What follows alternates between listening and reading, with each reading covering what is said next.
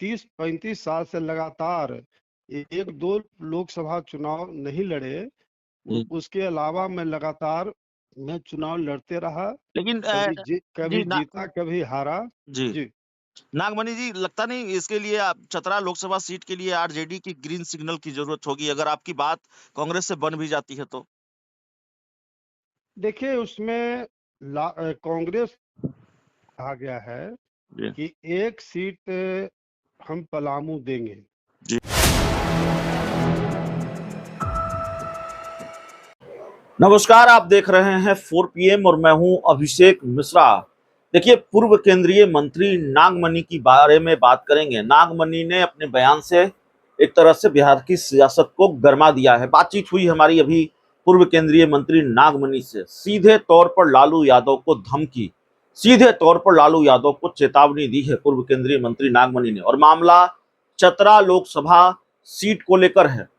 कई बार हमने उनसे इंटरव्यू किया, वो दावा करते रहे कि वो चतरा लोकसभा सीट या बिहार की औरंगाबाद लोकसभा सीट से चुनाव लड़ सकते हैं। चतरा झारखंड की लोकसभा सीट, जहां से वो सांसद भी रहे हैं, उस सीट को लेकर वो दावा करते रहे कि उस सीट से वो चुनाव लड़ेंगे या बिहार के औरंगाबाद लोकसभा सीट से चुनाव लड़ेंगे।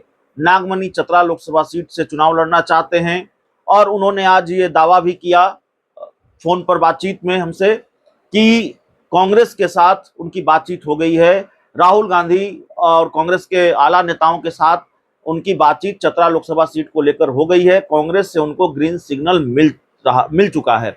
लेकिन लालू यादव से उन्होंने आग्रह किया है कि लालू यादव हमारे साथ न्याय करें, लालू यादव अड़चन न बने। तो सवाल है कि लालू यादव क्या अड़चन बने हुए हैं? नागमणि ने कहा है कि झारखंड की चतरा और पलामू, तो पलामू सीट आरजेडी के खाते में जानी है, मतलब एक सीट पर आरजेडी को लड़ना है, और चतरा लोकसभा सीट कांग्रेस नहीं छोड़ेगी। चतरा लोकसभा सीट पर कांग्रेस चुनाव लड़ेगी और कांग्रेस की तरफ से मैं चुनाव लड़ूंगा, यानी कि नागमणि चुनाव लड़ेंगे।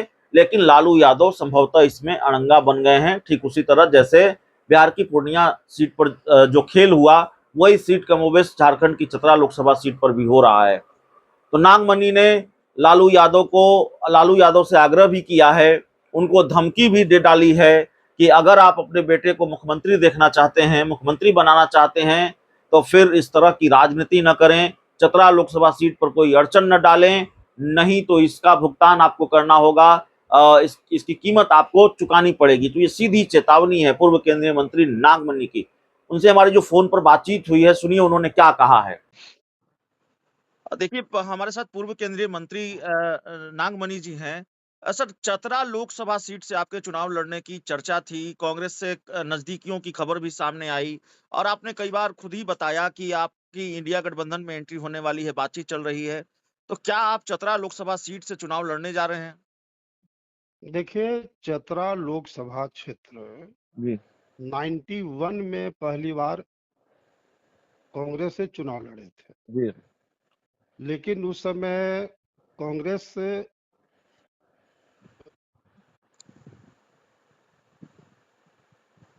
हेलो। जात का ही वोट मुझे नहीं मिला जी और चुनाव हार गए थे। जी लेकिन लगातार फिर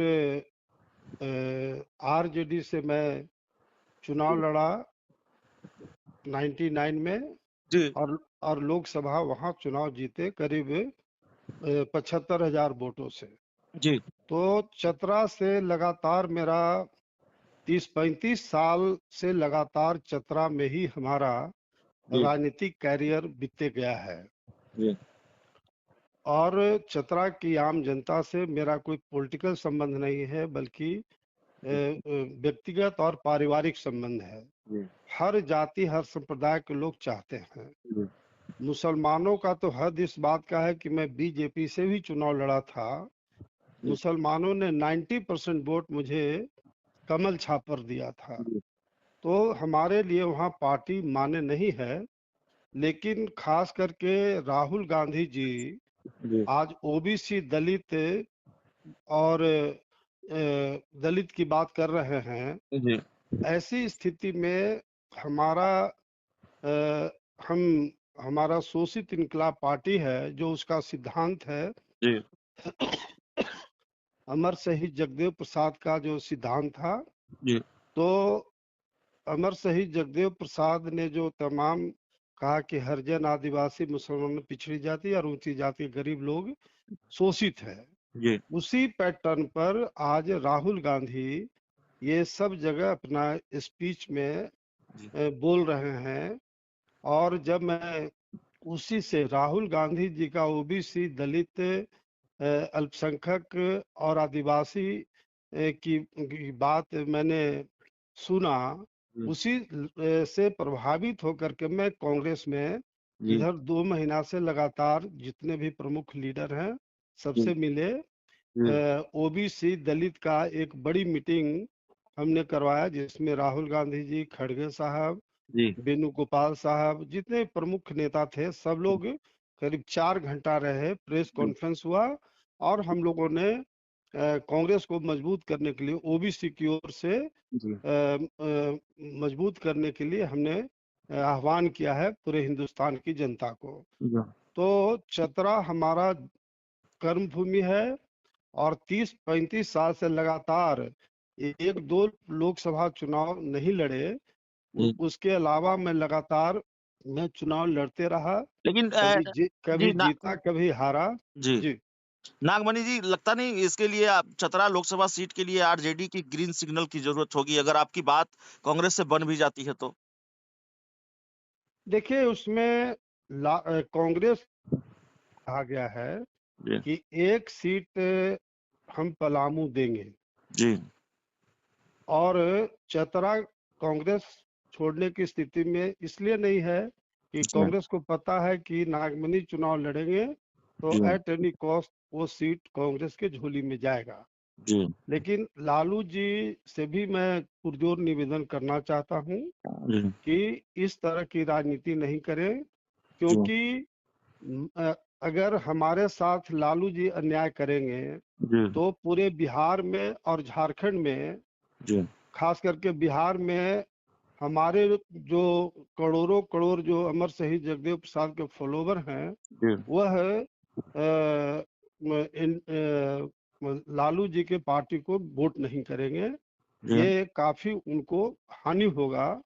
और लालू जी अपने बेटे तेजस्वी यादव जी को हम भी बहुत पसंद करते हैं, जी तो उनको मुख्यमंत्री बनाना भी चाहते हैं। जी लेकिन अगर हमारे साथ अन्याय करेंगे, जी अगर शहीद जगदेव प्रसाद के साथ उनके सिद्धांत के अनुसार नहीं चलेंगे तो कल उनका तेजस्वी यादव जो लड़के हैं उनको भी बहुत बड़ी हानि होगी, क्योंकि हमारा जो समाज है वो कभी टॉलरेट नहीं कर सकता है इस बात का कि जगदेव प्रसाद का विरासत को समाप्त करे। तो मैं लालू जी से जरूर निवेदन करना चाहता हूँ, गंभीरता पूर्वक विचार करें और चतरा से चाहे आरजेडी मुझे टिकट दे या लालू जी चाहेंगे तो कांग्रेस भी सीट देगी। अलग बात है कि कांग्रेस के तमाम लोगों से मेरी बात हुई है। आप कह रहे हैं कांग्रेस की हरी झंडी है, लालू यादव पर अड़चन न बने।